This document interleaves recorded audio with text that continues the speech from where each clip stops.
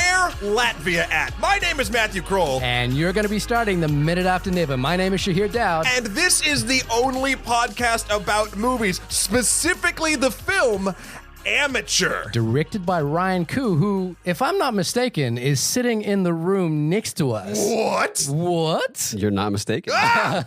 Hey, guys. That's creepy. He just appeared in a puff of smoke and wonderment. Ryan, how you doing, buddy?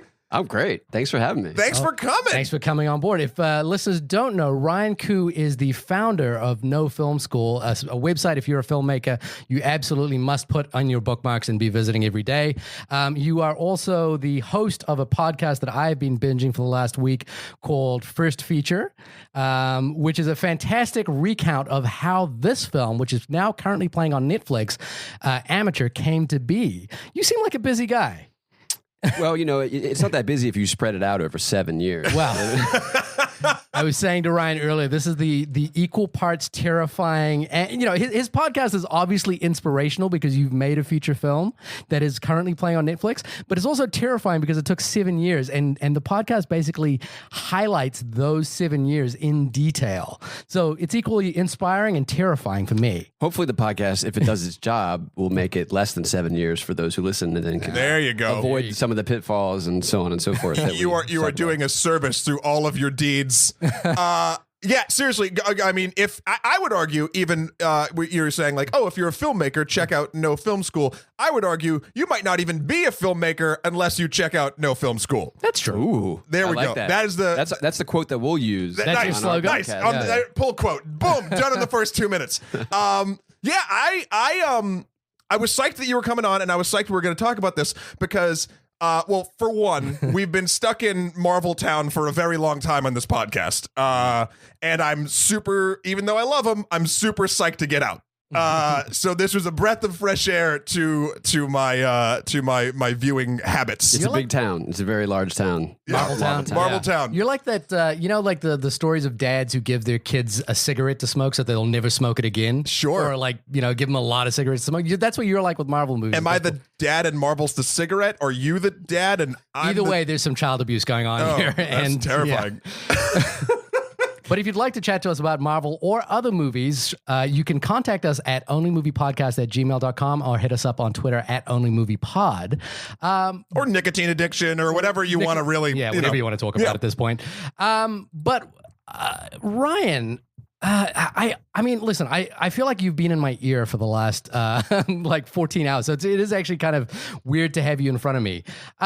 I'm kind of just curious, how's life right now? The movie just released on Netflix about a month ago, and you are, if I'm correct, about to move to LA. So I feel like life is changing for you at this moment, which is why I'm very happy that we managed to get you right at this sort of transitional period, I guess, in your life. Yeah, life has been great. We're sort of wrapping up doing press for the movie, talking about it, and it's done phenomenally well for Netflix. Yeah. As you guys know, Netflix movies are, when they're originals, like Amateur is, they're released simultaneously around the world. So it's been in random places that I've never been, but the movie's there, and hopefully I'll, go there one day and meet people who've seen the movie. But it's everywhere. It's done really well. And at a certain point, you've got to set your baby free and start thinking about the next thing. And I'm kind of right at that point now. Yeah. And is this what's prompted the move to LA?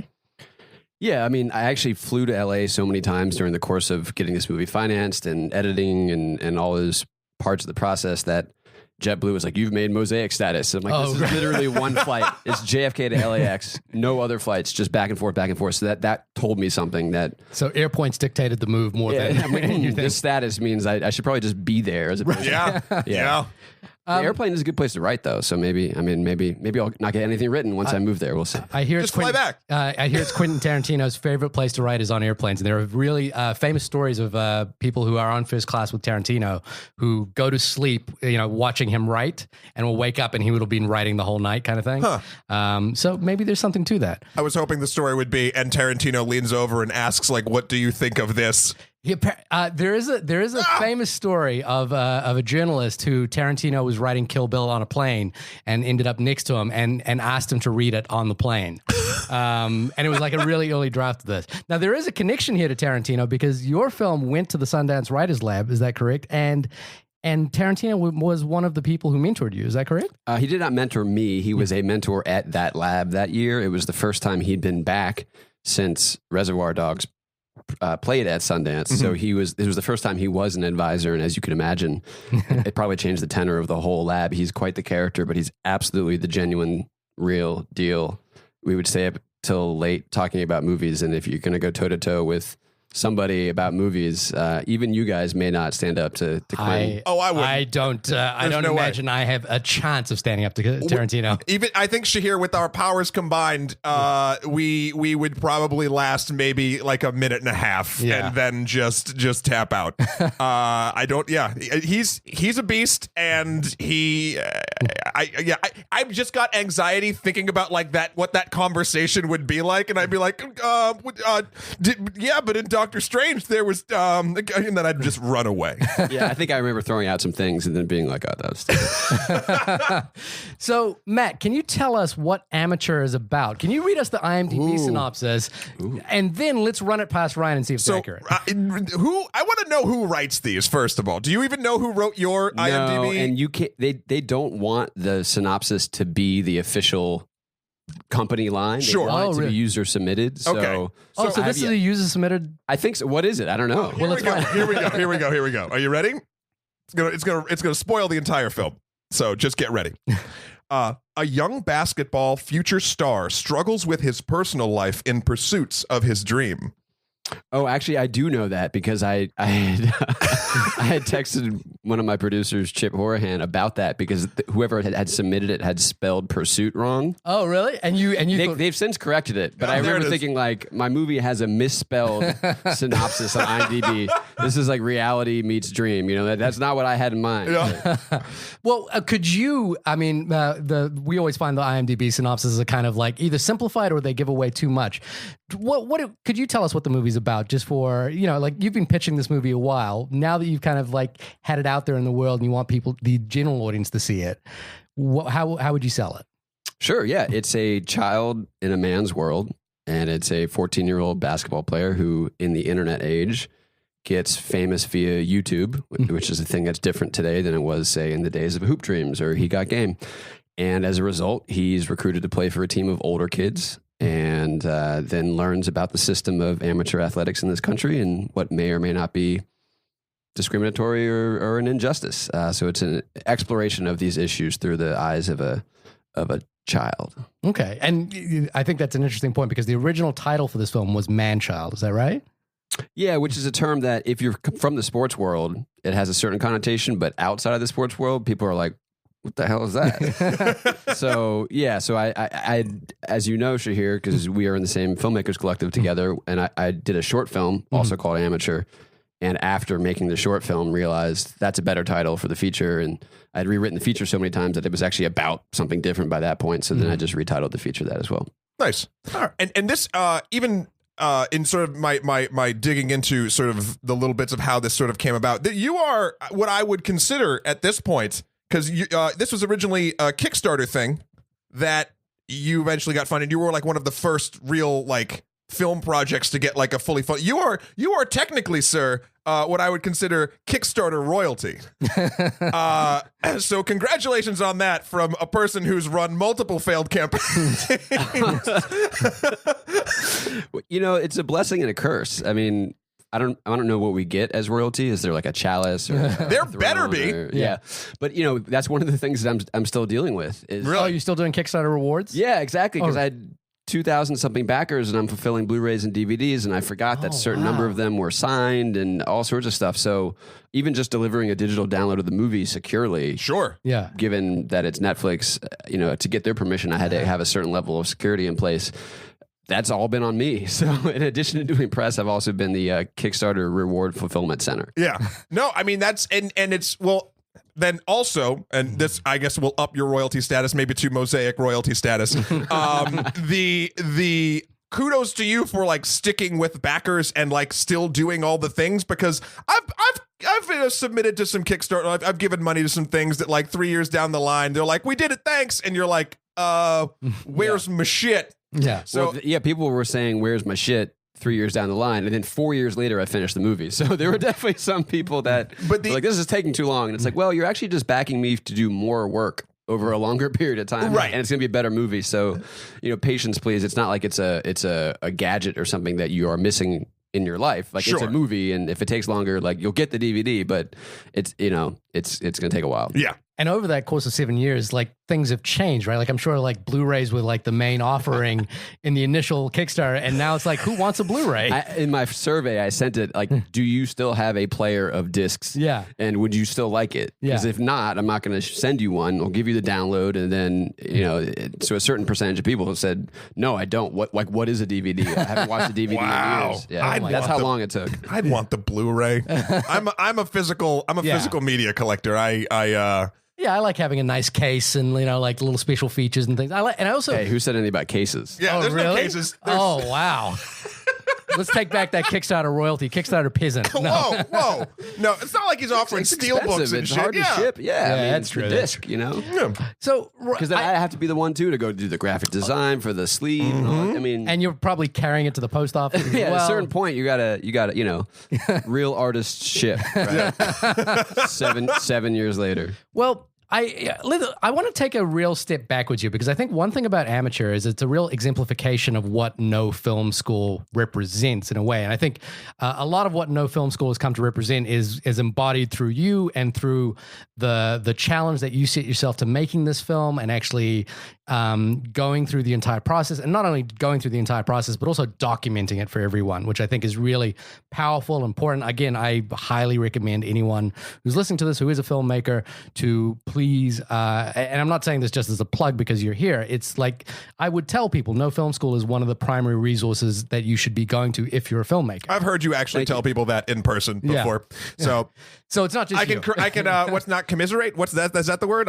What's the legalese for agreeing with you? Corroborate. Thank you. But the secondary thing is, so it's not just filmmaking. It's also basketball, which I think is something that both you and I have a sort of common interest in. I played basketball all the way through high school and to college as well. It's a podcast, so people can't tell, but Shahir is quite tall. Yeah. You're kind of a beast. I'm kind of a beast, but now a very slow beast, and I'll be perfectly honest. Although I played all those years, I was not a very good player, and You were just tall. I was just tall. I had the size and some ball handling skills. That's all I had. Ooh, say that again. Ball handling skills. Thank you. Okay, there you go.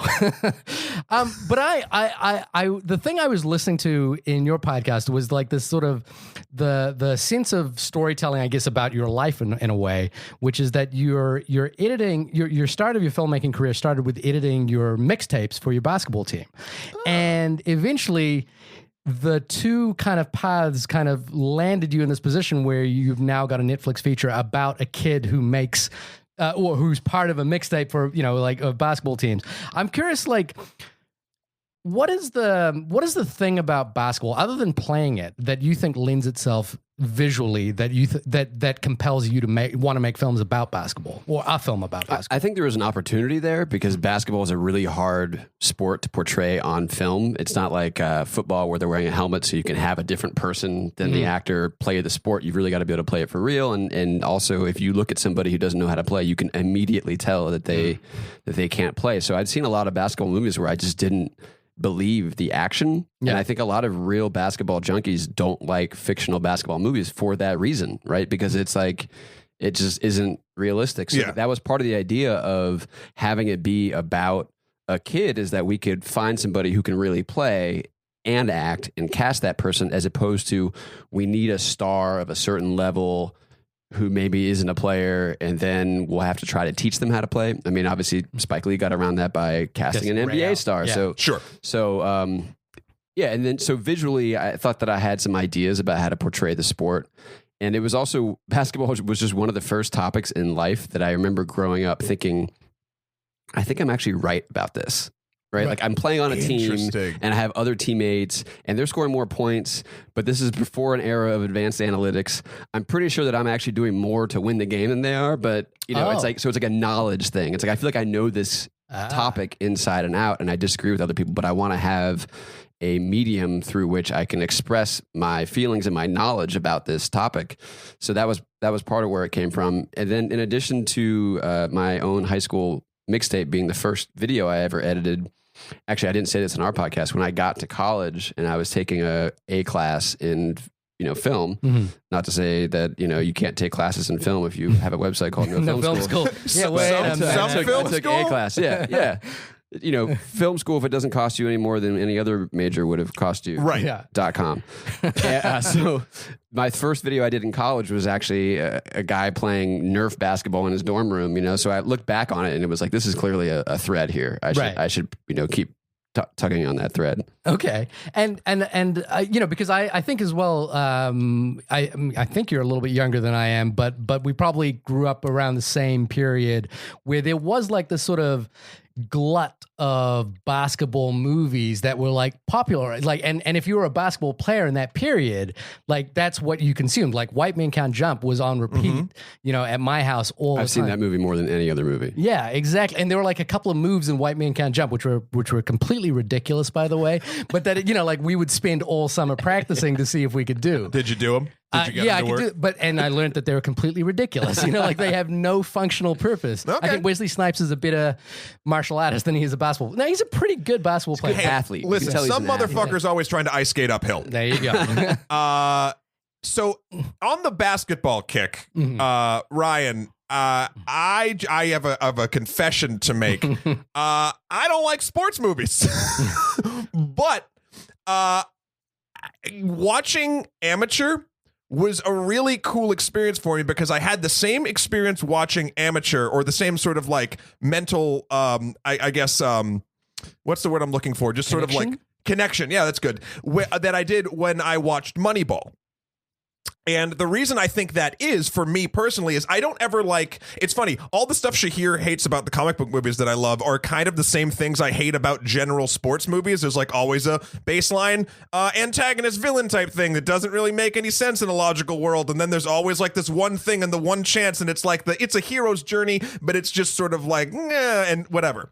But again, I like that in other mediums. But in Amateur, what I really dug was, and it's kind of the same thing in Moneyball too, the film presented itself in a way that gave me consistently all of the information that I need to not only understand sort of the thing I don't initially understand, even just being basketball, like I know basic rules and that's it, but also like showed me aspects of it that I haven't seen in other films before. Mainly the scouting very young and sort of what happens to these young people that get whipped up in this really kind of crazy world that it's allowed to exist. So I really dug sort of seeing like the under the hood. It felt like under the hood of a sports movie. Absolutely. Me. And I dug the hell out of that. Thank you. Yeah, I think you can't really make a traditional sports movie anymore. The minute you say that you're making it, people say, oh, I've seen that before. Yeah. And there was that sort of glut in the late 90s, early 2000s. There really haven't been that many sports movies since. And the ones that are just, they're basically traditional dramas set in the world of sports, whether it's Moneyball or I, Tonya. It's like the sport is Draft Day. The sport is kind of it's around it, but it's not about hitting the game winner at the end of the film and like the fate of the characters being decided on the court or on the field. Like that feels really cliched now. So you have to find a sort of side door to do something new because people are so super sensitive to, oh, I've seen that before. How is this different? Yeah. Well, with that, what do you think was the, so obviously there's the visual component and also the kind of the fact that this world of basketball, you've played it, you understand it physically. What was the kind of impulse for making Amateur that, was like the thing that was like, I think this is going to make a great movie that I can make? I grew up in North Carolina, big basketball state. My parents have PhDs, they're academics. But they're also, my dad's a professor at University of North Carolina, so big basketball school. Yeah. Also a school that was embroiled in quite the academic scandal more recently. Yeah. But so I grew up in the middle of this sort of sports and big time school athletics specifically and academia, and just felt like there was something that wasn't being said outside of books and think pieces in entertainment about a difference in certain sports which may be more predominantly African American, versus what rights people have in other sports, and that there's a way to explore an issue through the eyes of a character that you can generate empathy for among the audience. And if you do it right, that maybe you can change some minds and have your lofty goal of changing the world through a movie, and that kind of high level goal is the kind of thing that I think can help you keep going when you're hearing no for year after year after year. Is if you don't have that really, if you don't have a purpose and have something that you really believe in that you want to say, then when people say no, you might be sort of more likely to say, all right, I give up. Yeah. But I think, no, I have to say this. And so that helped me stick to it. And your movie couldn't have come at a better time, because there's currently an ongoing scandal with college schools about the way college athletics is portrayed. I've kind of loosely followed that, but I guess what I'm interested here is like how that scandal kind of relates to what you wanted to say in your film. For sure. Well, in this country, we tie elite athletics to our schools. Mm-hmm. In most other places around the world, if you're really good at a sport, you just go join a club team and you can start getting paid really early. And you have nothing to, you can get schooled on the side. You can be tutored. You can go to a school, but you're not part of this quote unquote student-athlete system. Mm-hmm. So we are the ones that do that, and that creates all sorts of restrictions, which is an innate hypocrisy where these kids are generating billions of dollars for large organizations, but the labor cannot be paid. Yeah. So we are unique in that in the world, and we're only unique in that in essentially football and basketball. Those are the only sports that really generate revenue, and they generate billions. Yeah. Yeah. But yet, if you look at tennis, gymnastics, swimmers, most of the Olympic sports, people go pro at 13, 14, 15 and can get paid money. So why is that? And so I wanted to explore that through the eyes of a kid who doesn't know these issues and doesn't come to it with preconceived notions and just is asking questions. I was going to say and going off of sort of coming at it from this kid's perspective. Another thing I found sort of refreshing was you do often in films, you go along with the main character, you sort of follow along the journey, but like, I feel like the way that Tehran was sort of presented almost felt like my own little choose your own adventure in this world of like high school to eventually college athletics. And by that, I mean, everyone was coming at him, and myself as the viewer, I felt very sort of in that seat of like, well, this is important. No, this is important. You have to think of this. You have to think of this. You have to think of this, to the point where like there were so many opinions around him and around like the choices that he had to make that I was like, how, like, I'm getting a little stressed out just watching this. How are children supposed to actually make decisions like this? What if, and his parents in the film have their own sort of traits and I would argue pros and cons to the way they look at the situation, but like that even felt balanced to a point. Like imagine a kid whose parents aren't even remotely that intelligent or supportive, and it's like, you're gonna destroy people. So I found the direction of which, so it was like sort of hyper focused on his perspective, plus you got to experience from that perspective all of the different outside forces that basically fuck with these kids, and that was a powerful thing for me. Again, coming from a non-sports background at all. I mean, you see the studio. What sport memorabilia do you see? There's nothing here. If you want 80s covers of supervillains on them of records, then I got that. But no, I really dug that. It felt super personal, and I was like educated by it. I don't know. I dug the shit out of that too. Great, thank you. Yeah, I mean that's the other thing that I wanted to do differently was usually in a sports movie, take something like The Blind Side, for example. It's like the kid is the supporting character, and then the white savior, Sandra Bullock, comes in, saves the day. She's the main character, and that was part of what was so challenging about getting this movie made. Is I said, no, not only do I want the kid to be the main character, but there are no scenes without him. Right. The entire film is him, and Shahir, from a production standpoint that creates all sorts of challenges because a kid can't be going 12-hour days with child labor laws. And so you have less time to actually make your movie. But that was from the very beginning. The thing that made it incredibly challenging was also what made it different and what made me want to do it, to put the audience in his shoes and not have them take the perspective of the adults in that world. And that's difficult to pull off, and it totally did. So yeah, and I think it also, the other side of it is in terms of like getting the movie financed as well, you've kind of set yourself a slightly uphill battle in that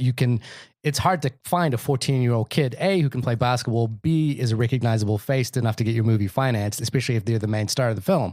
And it's kind of, like, all films are a miracle in some way, but this one in particular, because not only that it's also your first film, and it's not your typical first indie. Like it's not two people talking in a room about dating, kind of, the very prototypical. I hate to say it, but this scene right here, we could do this. This is a pod. Yeah, this is a movie. Did you just get a hold of my script? Yeah. Well, it sounds makeable, so congratulations on that. Exactly. We could make it right now with a couple of 5Ds. iPhone. But so you kind of sit this like fairly major uphill battle, and you hit a lot of roadblocks along the way. Again, it's all detailed in your podcast, and it's a really remarkable listen. And you even alluded to the fact as well, was like there are so many no's that sometimes you can even just be like, well, maybe I'll put this aside for a second. Was there ever kind of the journey seems so long? And I guess I'm speaking from personal experience as well, of trying to make things where, you hit a roadblock and you're like, okay, you know what? Rather than dwell on that roadblock, I'm just going to go off and make something. Was there ever a point where you were like, oh, you know what? I'm going to try, instead of working on this, I'm going to try something else? Or did that feeling come over you? It didn't. I mean, I definitely put it aside. Yeah. And I definitely, part of where making the short came from was that I did want to make something and finish it and put it out there in the world. And in this case, it was a directing sample for the feature in sort of the same sports genre, same basketball world. I think the nice thing about independent film from the beginning is, even though we don't have any government funding for film in this country, unlike many others, we do have a lot of organizations that can select you for certain programs or give you grants. And there was a certain climbing of a staircase there for me through IFP and Tribeca and Sundance. And so as long as there's some sense of forward momentum to go with the nose, then I think it helps to feel like you're getting somewhere. Right. And that's sort of what it was for me. It's like, oh, I'm not, people are telling me no. But the other thing too, honestly, is that when people tell you no, some of them tell you no and they'll give you a little feedback on what they thought about the script. So for me, it wasn't just 5 years of writing and hearing no, it was 5 years of actually learning to be a screenwriter and working on my craft, which I would have to do whether I was working on one script for 20 something drafts or 2 drafts of 10 scripts, whatever it was just, it's like being a basketball player. You got to get on the court and put in the hours and practice and sweat and learn all your best moves and what works and what doesn't and all that sort of stuff. It was the same thing with screenwriting. It was just getting in the hours. It's almost as if you learned a craft related to filmmaking outside of an educational institution. What would you call that? Oh, I mean, if there was like a website for that, I would say non-makey stuff. No education. I don't know. Non-educational making We'll stuff. think of it. We'll think of it. We'll make sure you get a nickel every time we say it. So in the sports world, I think that's the when they do the stand up in the football, that's the school of the hard knocks. Is where you learn. But was that website already taken? Oh, wait, film school of the hard knocks. I better go register that right now. .gov. So one of the things I was full disclosure, I read the script at an early stage. I've seen your short film. We're part of the same collective, so I've had some knowledge, although not too much of like you working on this project, and known you for a little bit. And I was kind of I'm curious.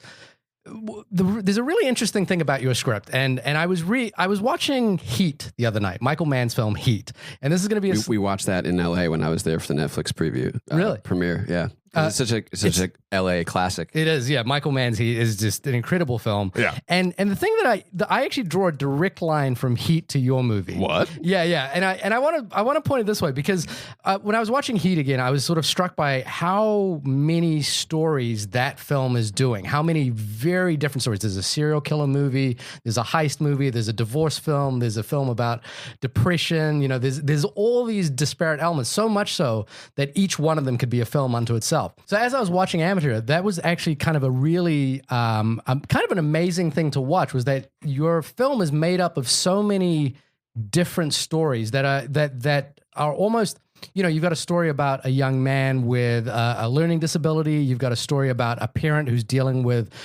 some separation from their child. You've got a story about college athletics, about actually learning to play the sport, about the corruption in that game. And then as well, there's a sort of really amazing contemporary story about the role of social media in athletics now and how it's entirely changed the game. So I was really struck by how your screenplay manages to balance all those things across this one character. And it's kind of an amazing thing to actually watch. And I think, you know, the remarkable thing there as well is that is not something that an indie film should aspire to do because it's so complicated.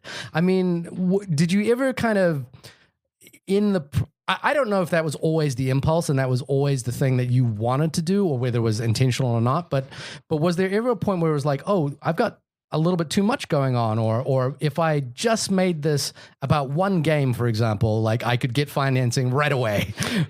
Yeah, I mean, there is too much going on at some points, and I definitely cut characters, I cut scenes, I would try to whittle it down, and there was always one of those threads that I wanted to remove, but I think the script eventually was telling me, whenever I took one of them out, what I was saying about the world of sports in general was then, it was missing something, right? Because all of those elements contribute to the stakes of what you might go through. For example, the father is suffering from CTE, chronic traumatic encephalopathy, as a result of being an ex-football player.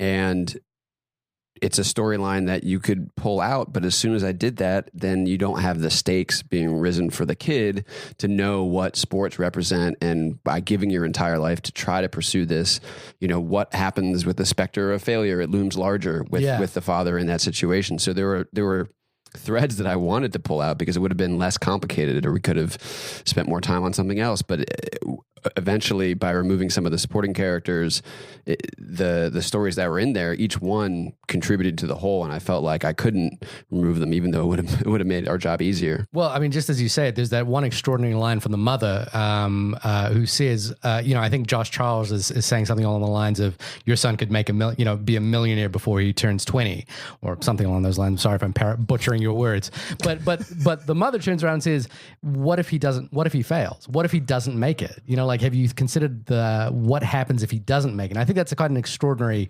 sort of line in the middle of that. And it got me thinking as well about, you know, just from your point of view, obviously you've got these, in a way you're dealing with systemic issues, with societal issues, with, you know, like medical issues, you know, a lot of technicalities. And I know that's something, again, listening to your podcast, you're really good at, you know, like, I think listening to your podcast is something that's amazing, which is that you have this ability to systemize everything I try to do instinctively, but like you do it really, like, for example, you're all about spreadsheets and organization and all that sort of stuff. And that stuff I'm terrible at.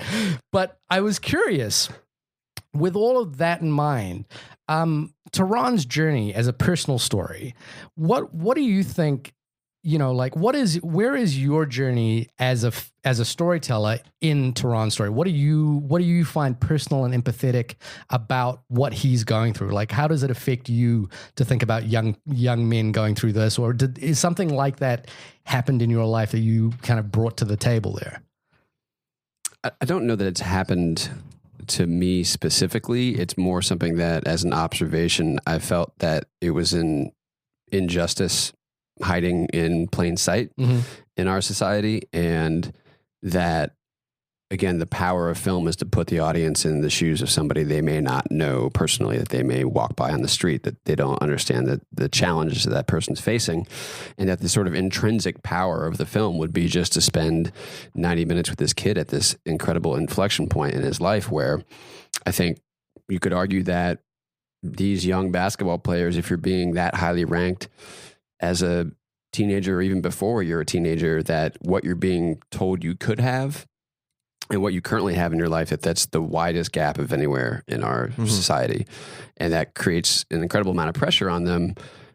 And I think the system will ultimately change. Yeah. And I hope this movie will be a part of that. And in addition to what you mentioned with the FBI cases and corruption in college basketball, they just had a Condoleezza Rice just chaired a committee making recommendations on how to fix college basketball and all these things. And everyone is stopping short of saying the athletes should be paid. Right. Yeah. People are stopping short of that. But, I just felt like the kid's perspective on it was both because of a certain naivete that he would have in bringing to it. There was actually a more pure perspective on what is right and what is wrong, and that it takes some of the allegiance that people have to their alma maters and what is the status quo out of the equation, and just a simple question that only a kid could ask, that we could ask through his journey. And there's something interesting there where the Tehran actually triumphs in a way that I think nobody else in that universe could do, because he is young, he is somewhat naive, but also, I think the title alludes to this. He's a sort of a diamond in the rough as far as amateurs is concerned, as far as the title is concerned, because he can play the system in a way that nobody else can using social media. And I don't know if this is too much of a line, but I kind of saw a parallel, just like thinking about you and No Film School and the sort of entrepreneurship of like creating something for yourself that resonated with Tehran. Did you? I mean, look at you Venn diagramming the shit out of that.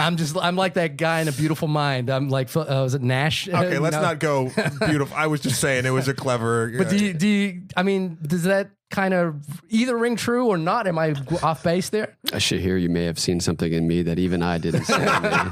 Shahir's like the filmmaker whisperer. I mean, I do think that fundamentally, I do believe in these individuals' rights to an extent, and that may be a reflection of your world. Yeah, but I will say that as filmmakers, I don't think anybody is telling us like, you're going to be a millionaire one day, kid.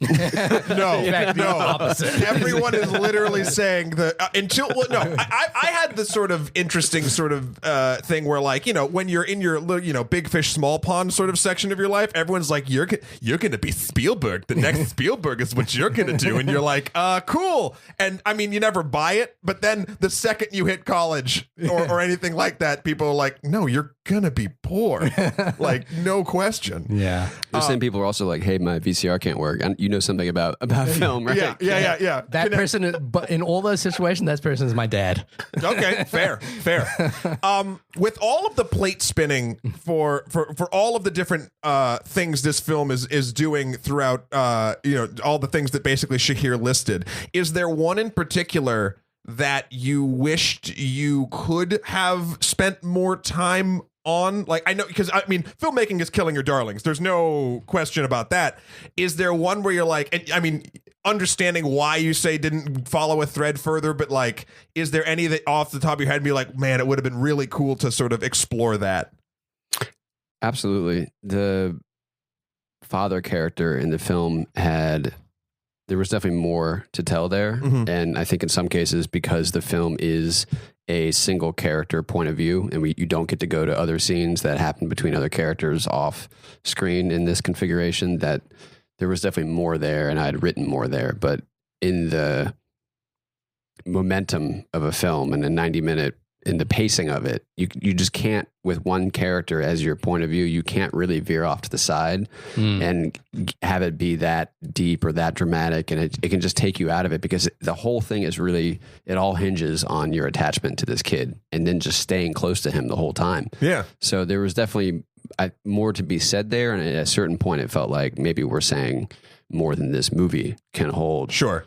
And that was unfortunate, but again, I think at a certain point, the movie and in editing, it speaks to you and it tells you that this is what it needs. Yeah. I really dug the father. I really dug the what's it called? I loved, again, I brought up my previous problems with sports, and I'm talking about sports films like 2000s and sort of before. We've all determined that those are no longer with us for the majority of no one's making new. They're still pumping out like Air Buds and like all that stuff, but like I wouldn't really consider those sports films. Oh man, you and I can have a debate about. Are we gonna do an Air Bud cinematic universe thing? Retrospective. Yeah. Golden retriever. I don't know. The thing I really dug about this film is sort of in the beginning of it, you are set up to sort of be like, because something's a little bit, the father has a football injury causing him to have his own issues. You kind of feel like the agent has some sort of ulterior motive. Some of the people on his team are not the most supportive members of the thing. Everyone in the beginning, it always sort of like started a little bit like, okay, this is sort of going to be the bad guy. But by the end of it, which I really love, and I think this is what developing actual characters in film is all about. No one's the fucking bad guy. There's not one person in this thing. Everyone is out for, number one, out for themselves, but even the father and the mother are kind of out for themselves because they're out for the kid. Like it's everyone has an agenda, a very clear agenda, and never did I feel that like someone was mustache twirling or being evil for the sake of being evil. It was always like, no, like this is what I'm doing because of this. This is the system. And then eventually, as the film goes, without spoiling anything, the system hopefully is changed a little bit, and the characters all adapt and kind of in a weird way do this thing I don't see often in film where like they're all still doing the thing that is like their own self-serving thing, but they're doing it in a way that is also beneficial to everyone. And that was like, I hadn't seen that. I honestly, I can't off the top of my head think of a film that actually takes that turn of not even having one person just be like, I mean, you could have no villains, but just having sort of like the way it works and still staying true to sort of a self-serving nature of a person. Because side note, I'll argue that altruism isn't even a real thing, and we all have whatever. It's fine. But it made it so it made the characters feel super real, and was that sort of. Did you go into this in mind when you were creating this to sort of not have anyone play that archetypal sort of nonsense like role? Was that like a goal, or is that just something that like through good writing you achieved?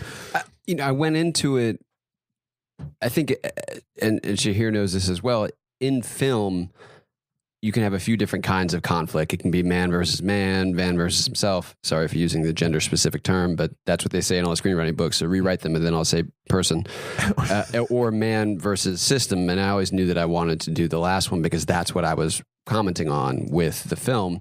But those are harder to tell because man versus man, in the Marvel universe, you get a lot of fisticuffs. The conflict is very, very clear, and the other kinds are harder to portray. So I knew that the characters, I wanted them to be various shades of gray, because ultimately the bad guy was going to be a little bit of a misdirection. The bad guy is none of them. It's the system and what we have set up.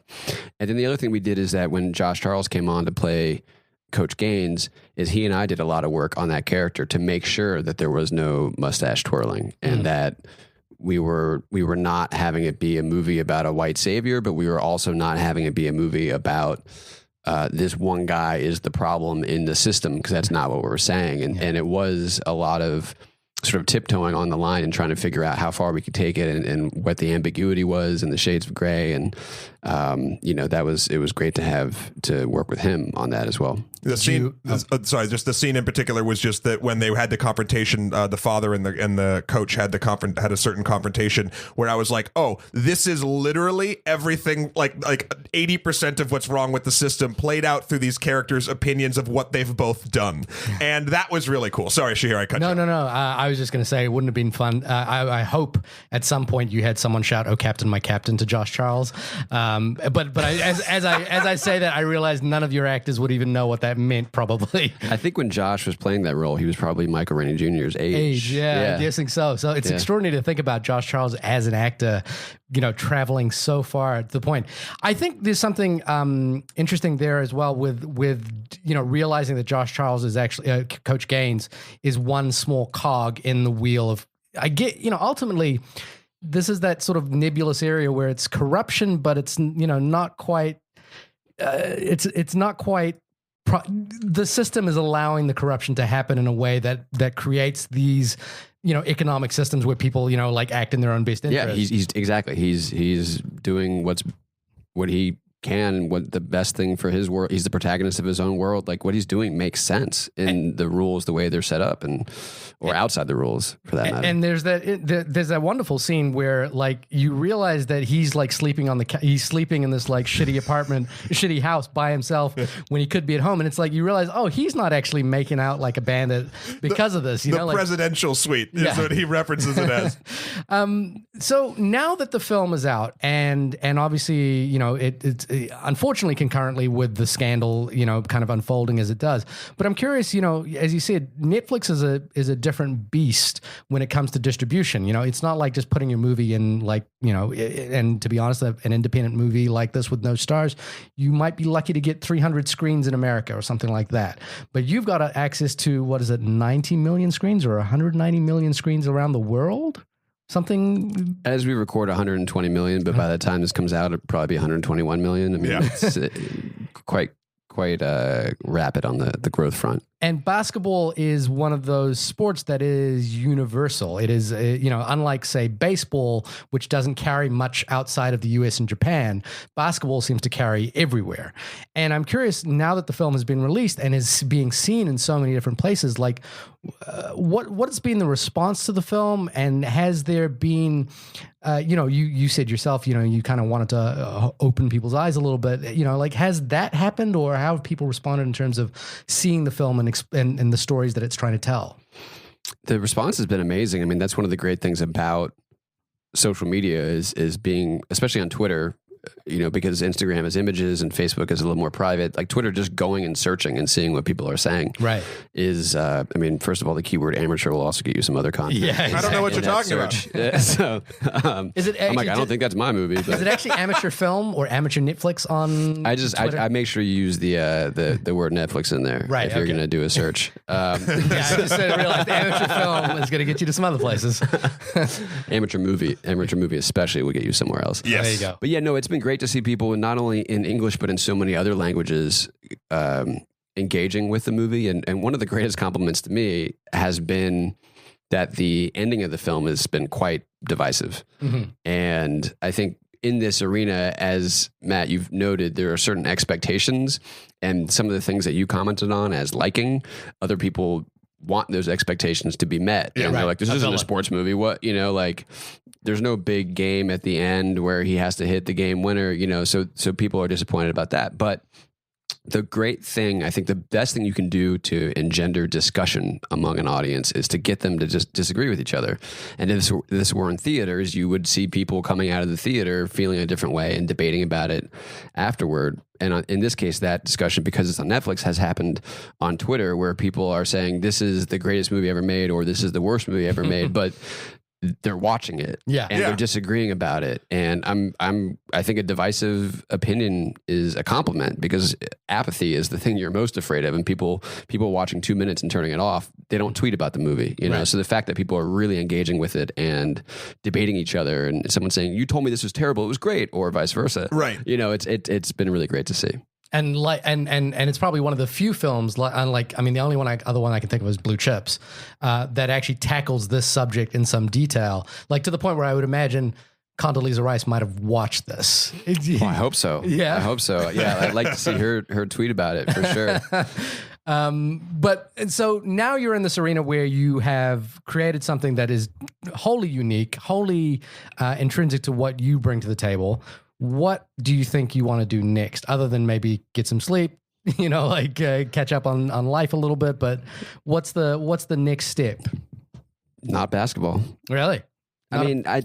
Not sports. I mean, I wonder if I said what I wanted to say about sports. That was part of where the football and some other elements come in. I think there's a lot more to explore if you were to paint on a larger canvas. Mm-hmm. But in terms of a single feature, I think this is what I wanted to say.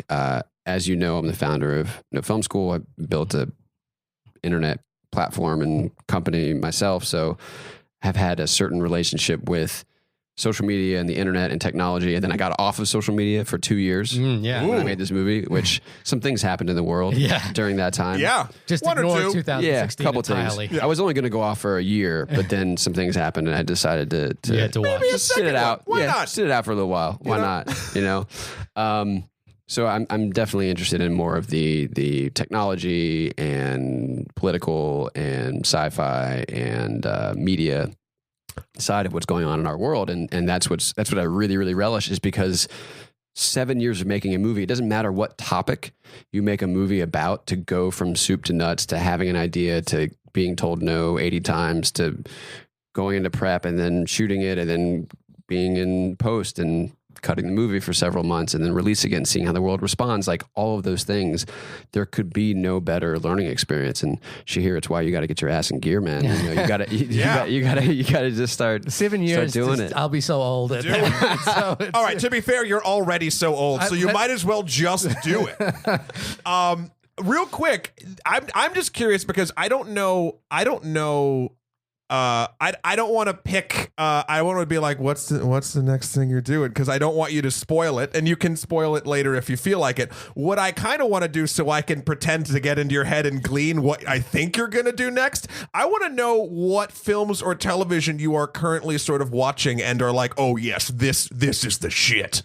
There's so much now. I mean, there's so much, and it's all over the map, right? I mean, Atlanta is one of the most incredible shows. Mm-hmm. Yeah. If you go back a couple years further, I thought The Nick was one of the most incredible shows. Steven Soderbergh. TV right now is, I mean, Steven Soderbergh is the reason I wanted to be a filmmaker. And you can look at that and see how broad his body of work is. Incredible, his body of work. Yeah. Yeah. So, I mean, for me, coming off of this movie, I made this movie. I didn't have an agent. I didn't have a manager. Sundance. The Sundance Institute was so supportive. They were kind of the power of introductions that I needed in order to help get this movie made, and recently signed with managers and have been having that discussion about what's next and topics and those kinds of things.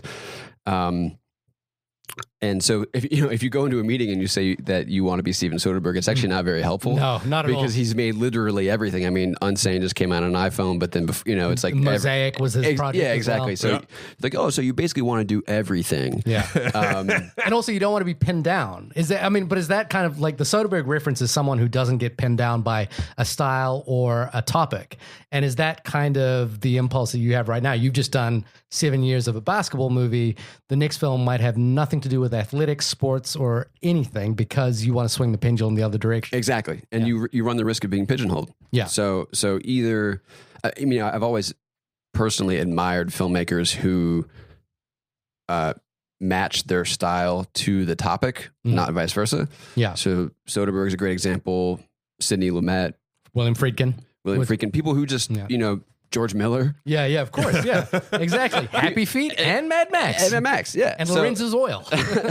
So that has always been something that drew me to filmmaking, was not only do you get to work with photography and literature and music and theater all in one medium, but from project to project, you're also reinventing yourself and telling a different story. And after 7 years of living and breathing youth basketball, it's such a great feeling to take the storytelling lessons that I've learned, but then apply them to an entirely other topic and just sort of, have the movie speak for itself and have it be that one work and one topic, and then move on to other things, because it's a crazy world we live in right now. There's a lot going on. What are you talking about? Everything's fine. It's all sane. Everything makes sense.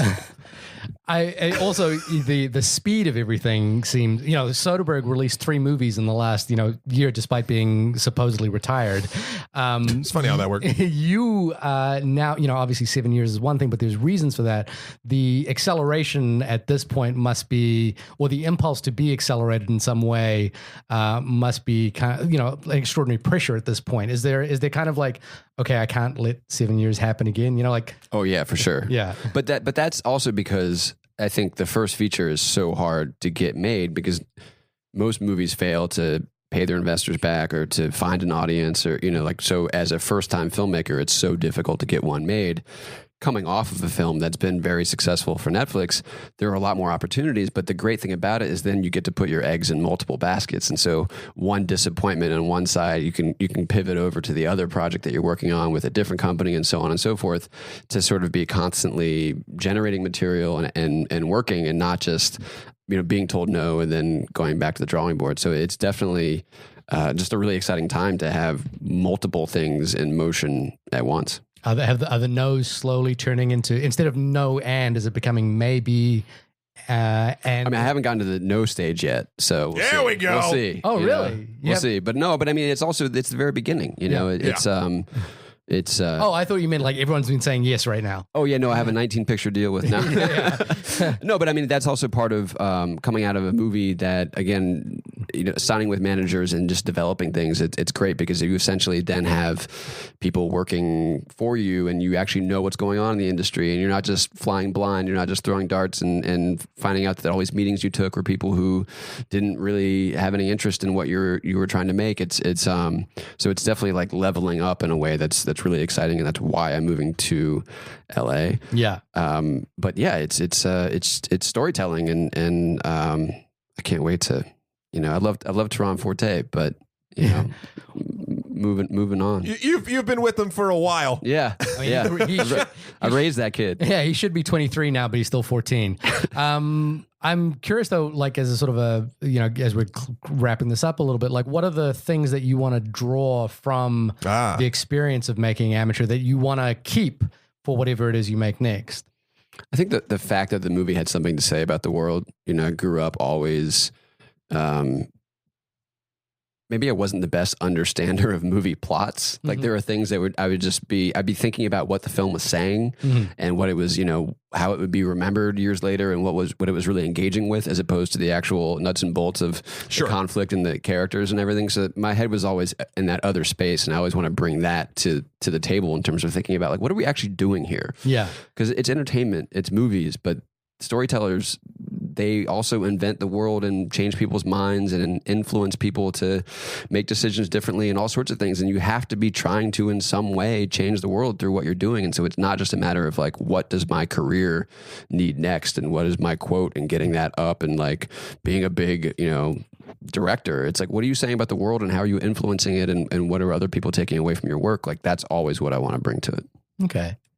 Matt, any final thoughts about Amateur before we Oh yeah, we have to kind of do final thoughts. Sorry, I'm just enamored with talking to the person who made it. Yeah, I think. Look, I mean, we've talked about the Netflix the Netflix model and how it changes for different filmmakers and how that even the whole culture of filmmaking is shifting based on distribution models.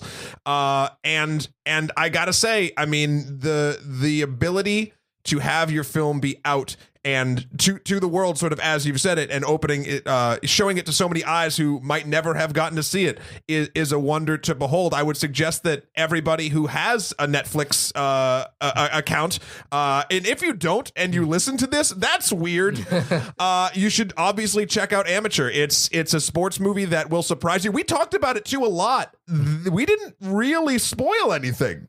I don't think we did. That's, I'm going to pat us on the back, Shahir. I think we did a good job. Of being intentionally vague. But still talking about the important things that this film is actually about. And now you can, because you literally have the pipeline straight into your home, most likely, you can go experience it for yourself and see what the heck we're talking about and enjoy the film on your own. So that's my final thought. Everyone should check it out.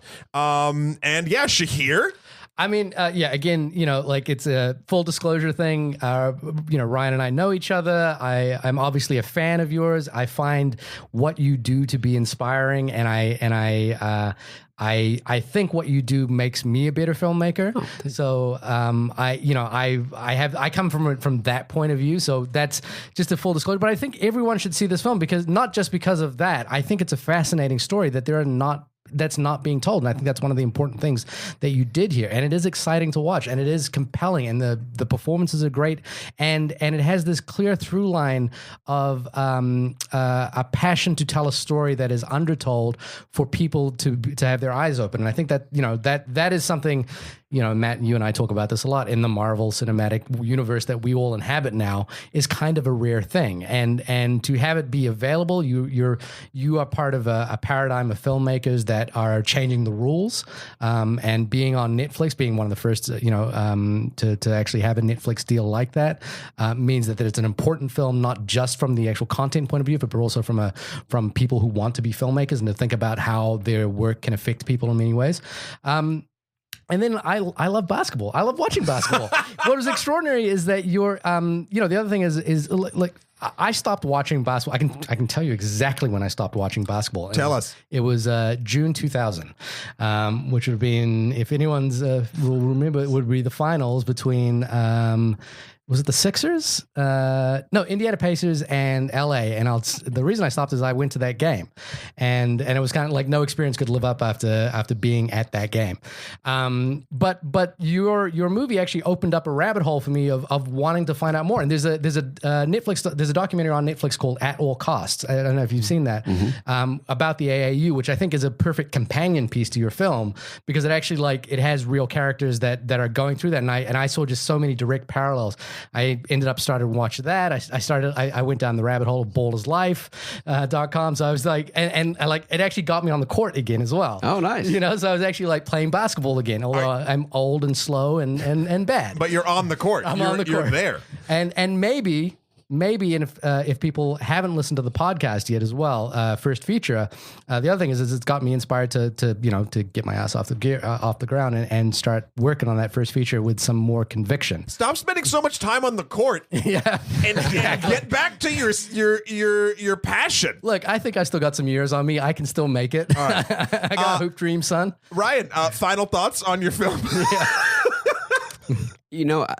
That's a great compliment to say that you got back on the court, because I did, even though Amateur explores sort of the dark underbelly, and as you said earlier, it's like opening the hood and looking underneath, I did make it out of real love for the sport. Like I love basketball unreasonably, and I've been injured a lot, and so there have been times where I couldn't play it, and then I missed it like it was a really great friend that had been taken out of my life. So I'm glad to hear you say that, and I hope that other people feel the same way when they watch it. Is even though it is dark and dramatic and has some of the downsides, that it is made out of love. And also, I hope if you don't have any affinity for basketball whatsoever, that you can identify with the family and the emotional journey and the challenges they face. And from talking to Netflix, they've seen that people who don't have any sort of sports films in their queue normally have responded to it. I'm one of those. Yeah. There you go. So even if I wouldn't say you should directly come from Infinity War to Amateur. If you want, I can connect them. I'll do the legwork. Oh, really? Yeah. I'll email it to you.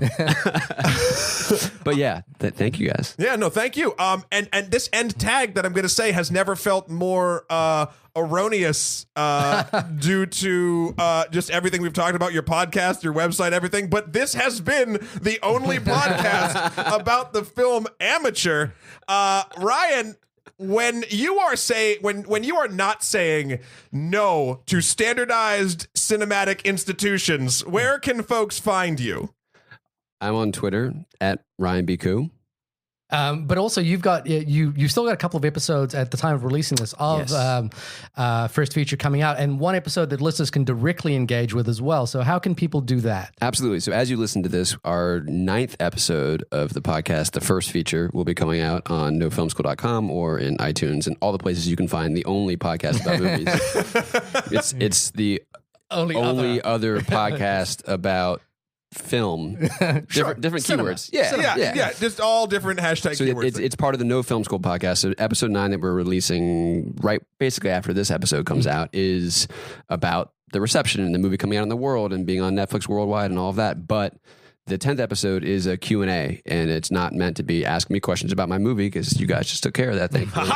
It's also, if you are a filmmaker and you are trying to get a feature made, you can email us at firstfeature@nofilmschool.com or just find me on Twitter at Ryan Koo, and we're going to try to do it more like a Q&A after a screening where we can answer whatever questions people might have and hopefully help some more first features get made. Yeah, and like I say, we have a lot of film school listeners and film students who listen to us, and I think it's highly. I think it should be in a way compulsory listening. It's weird because I love shows like Project Greenlight or The Chair or things like that, and I think you've done that in podcast form to some extent. So it should be required listening. I keep saying required viewing. I mean, you could watch the bar on your phone, sort of. Oh, the waveform, like on SoundCloud and stuff. Exactly. Do that. We are on SoundCloud. Shahir, when you are not finally reliving your dream to just pick up the rock and get back on the court and shoot all the 3-pointers from behind the line and break the glass, am I doing the right? No, you've only ever watched Nike commercials. I just realized. You did say The Rock. That was pretty good. I mean, you're not pulling a Ted Cruz where he said the basketball ring. Yeah, that's right. when you're not listening to me butcher basketball terminology, where can folks find you? You can find me probably injured on the court. And if you wanted to see photos of that, you could go to my website, I guess, www.shahirdaud.com, SHAHIRDAUD.com. Matt, when you are reliving your youth of watching Spike Lee playing Michael Jordan in Nike commercials, where can people find you? Whoa. I think you've referenced someone else's youth, but if I was that, then you could find me at matthewkrol.com for my life and works. Also, you can find me on Instagram at Skeletor, 4 PREZ, or Twitter at Emperor MSK. Also, I think this might be the last week that I'm teasing my super weird new gig thing that I can't talk about yet. Which Super will be, hush-hush. it'll be added to this line of plugs. So this is my non-plug to plug. Wait, are you going to record the plug without me? Is that what you're saying? No, dummy. I'm saying I will be able to toss to another thing eventually, and I can't toss to it yet. I see. Yeah, and you can find me on all the stuff there. You understood that reference. Ryan, thank you so much again for coming. I really appreciate it. It's been super fun. Thank you, guys. I've been listening for a while, so it's fun to be on here. Yeah. All right. And I guess we will, everyone will hear us next week. You should hear Ryan in a couple days on his next podcast. And We might be talking about a certain merc with a mouth. Is that the terminology? See, now we're going to butcher because I don't know superhero terminology. he is the merc with the mouth. Is that it? I actually just pulled that off my ass. We're referencing Deadpool 2. We're going to do Deadpool 2 next week. It's interesting. He doesn't have a mouth in his costume. So I was always like, why are you calling it because he talks and gets mouth? I don't know. And anyway, heart you, Ryan Reynolds, and we'll see you next week. Bye-bye. Bye.